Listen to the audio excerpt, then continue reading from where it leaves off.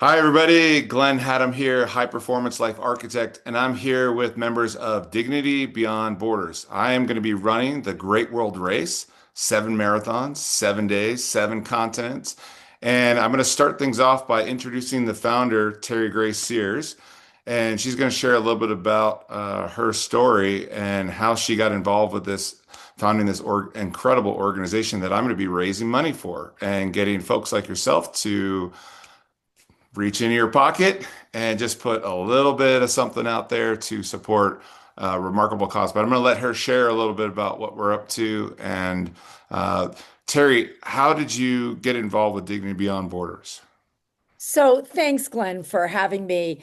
Um, Myself and Amy Wright, who's here on the podcast as well, we have been working in the space helping victims of terrorism, mass violence, and war for over 2 decades. We started in the wake of Tuesday, September 11th. The 25th anniversary of 9/11 is happening next year, and we were there from day one. So it's closer to 25 years we've been working in this space. And I'll speak about myself. I grew up in a town where 48 families lost loved ones, and everybody wanted to do something. And an organization was founded for the children, for the 3,051 children who lost a parent on that day.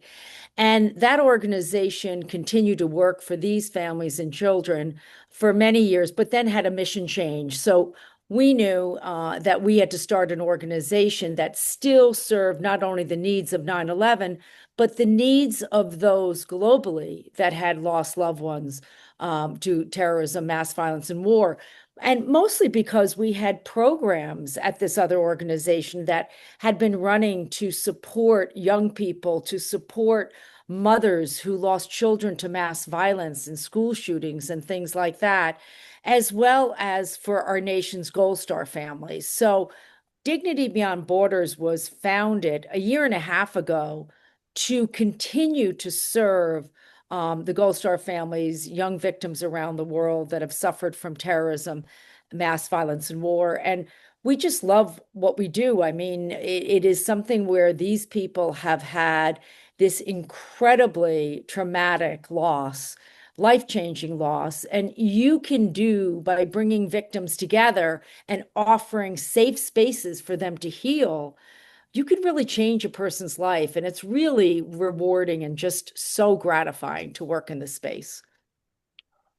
Yeah, it's a big ask of yourself to put aside other focuses of your own self-interest. What drove you to wanting to get so involved with this in the Well, I beginning? think, those are fortunate that have a purpose in life. I mean, having a reason to get up in the day and help somebody else. I mean, even on a bad day, things are good because you've changed somebody else's life. So I consider myself fortunate. I also am one of those people that practice gratitude. I mean, I have my health. I have a husband and 4 children. I have so many things to be grateful for that I just feel that I've got the room in my life to help others who have had misfortune. And that really, I'm grateful for that purpose. And Dignity Beyond Borders, you really become close with victims and people. I know last year through the United Nations, going to a conference with Joe, who ran the Great World Race last year, and you're meeting, Israeli hostages, you're meeting people from all over the world that have been involved in atrocities. And it is something where it's sort of there, but for the grace of God go I. It didn't happen to me. So I have the energy and the focus to help them. And I think that's why we do what we do. And that's why we're so grateful to runners like you, Glenn, who are going to sacrifice a lot of time in your life to run 7 marathons in 7 days on 7 continents, superhuman feat. Is there a unique story, just a short story of a family or that really hit home with you that you got to see the work that you've been able to be involved with and the impact it's had? Yeah, I mean, there's so many stories, but I always remember one, and it was a 9/11 story, and a young family came over from India 3 days before 9/11. His mom. He was a 6-year-old boy. And he came with his mom and his dad. And his mom went to work. I guess it was her second day of work in the towers. They'd come that weekend. And she was killed. And here, this young man, young boy, 6 years old, was so traumatized to be in a new country that he stopped talking. He stopped talking for like 2 years. He just wouldn't speak. And we were able to envelop him in support and love. And in the Indian culture, at least in the Hindu culture, you don't leave where someone else's remains are. And so the family could not go back to India because they want to stay where the mother's remains were. So they had to stay, but they had a second family with this organization. And even to this day, he started talking. He came to our international program for victims of terrorism. He became sort of normalized through knowing other people and having this safe space where he could function. But not just that story, there's just so many stories along the way that are inspiring. And people that have bad things happen to them often use their pain and turn it into purpose. And that's sort of what we want to do. It's not to create lifelong victims, it's to create people that can take their tragedy and then do good with it and get their voices heard so that they no longer feel like a victim. They feel like they have a purpose, a greater purpose in their life. And I think that's what we all want. Absolutely.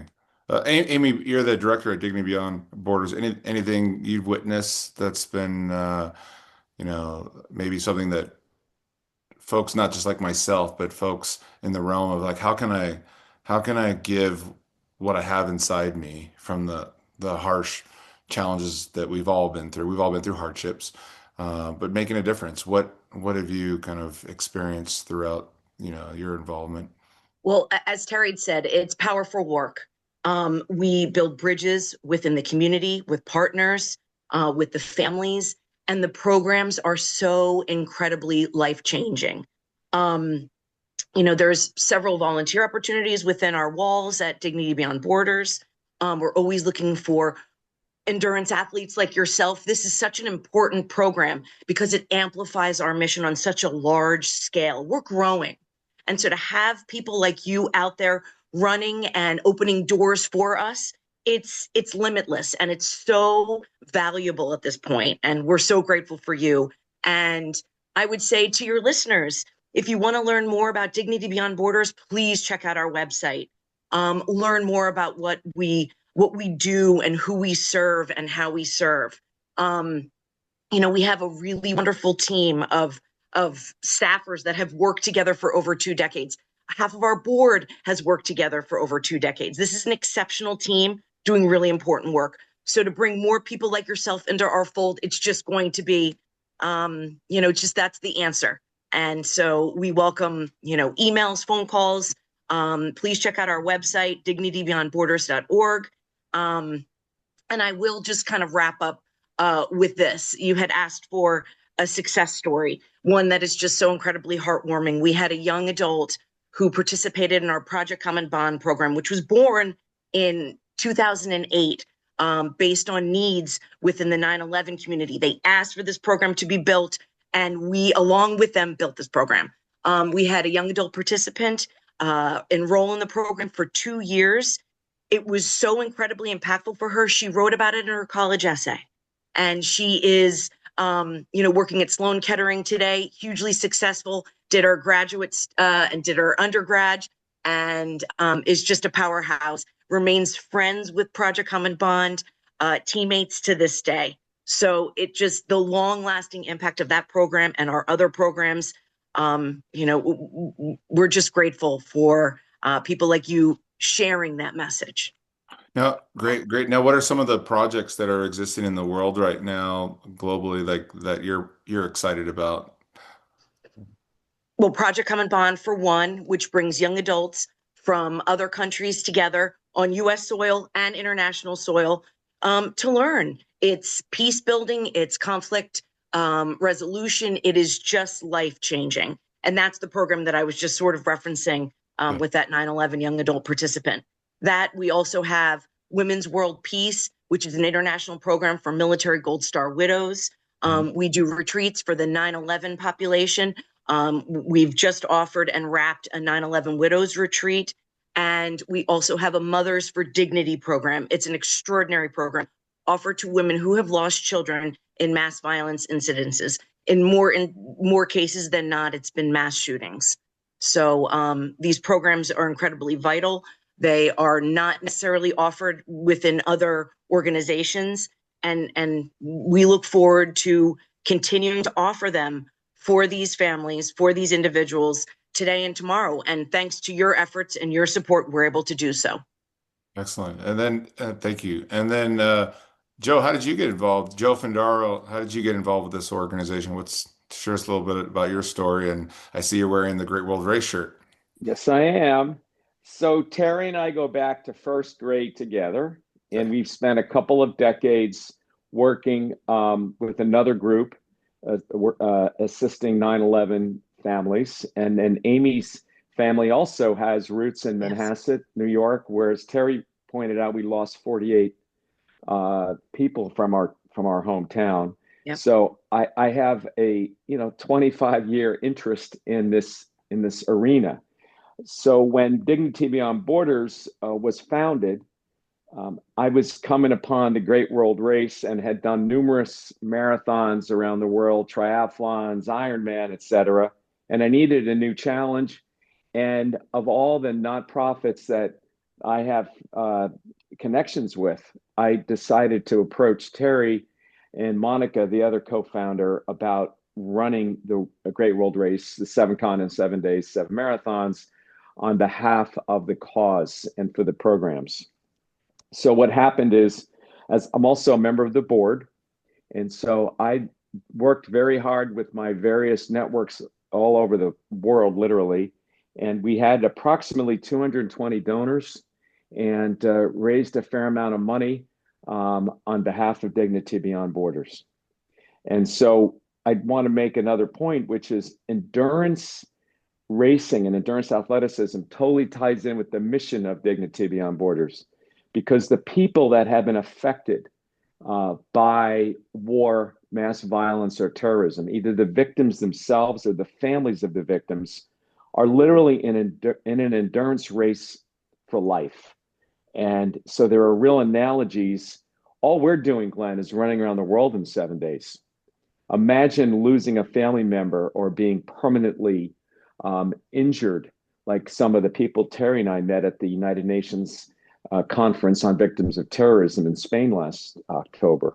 What we're doing is not that difficult if you really see the big picture here. So we're very happy, Glenn, that you're taking on the mission.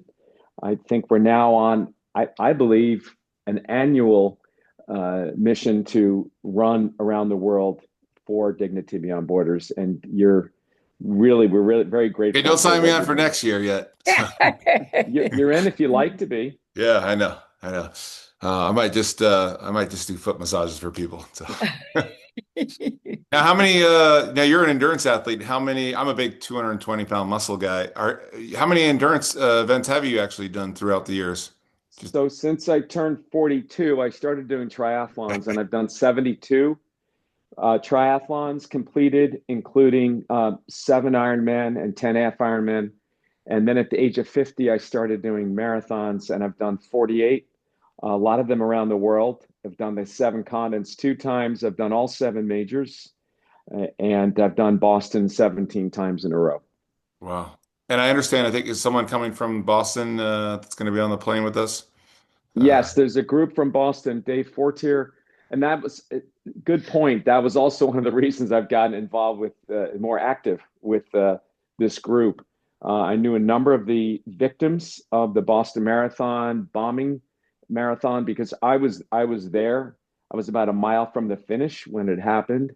And so we have Dave Fortier, who heads an international group with some other runners who will be part of your event. And I also want to add that we had last year, we had 2 guys that had 1 lung each. We had 1 guy that had recovered from serious mental health issues in his 20s. We had another guy running for Make-A-Wish Cancer Foundation. We had an 18-year-old who has the world record who really ran to inspire youth around the world. So you're going to meet extraordinary people. And of course, the firemen, this lady from Wales ran in full Right. fireman gear the whole time to bring attention to women who are responders around the world. So, I mean, it And then I is, think finished in Miami with a number of firefighters as well too. Yeah. yes, I mean, it was incredible what we saw with a number of the local Miami Beach firefighters joined her in the last lap in In full full gear. gear. Yeah. And it is life-changing. It is transformative to do the race. Glenn, you'll never be the same person again. That's the So goal. That's the goal. Just go out and enjoy it. yeah, a couple of years ago for Christmas, I found out I had a tumor in my head and ended up being a pituitary tumor, benign, and but it was a clear message to me to get busy living, meaning that I only had so many more Wednesdays left, and I started on a journey of, okay, well, let me go climb some extraordinary mountains, even though I'm terrified of heights. Let me learn how to ski and snowboard.